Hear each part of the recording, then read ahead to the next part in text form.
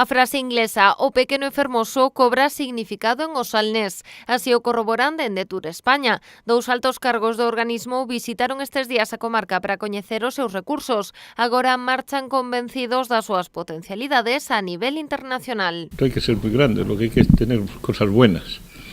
Y esa comarca las tiene, con un uso racional, y es la impresión que he sacado que se está haciendo de los recursos, y aunque sea pequeña la comarca, el tamaño non é un inconveniente. Os gustos do turista son variados, pero a comarca reúne condicións para satisfacer a gran maioría. Clima e praias, cultura, gastronomía, deporte, paisaxe son algúns dos moitos encantos que o Salnés pode ofrecer ao visitante. Esos son los mimbres, entonces eso es lo que hay que hacer, es empaquetarlo de alguna manera y ofrecerlo de manera diferenciada en aquellos sitios donde lo que es la motivación principal es la gastronomía, o es la cultura, o es la naturaleza, el senderismo. Na promoción estás a facer un bo traballo, pero quedan cousas por diante. Ademais de aproveitar o respaldo que ofrecen as marcas España, Galicia e, sobre todo, o Camiño de Santiago, destacaron a importancia de vender o destino sobre o terreo. Uniendo la promoción del periodista, del informador, del influencer,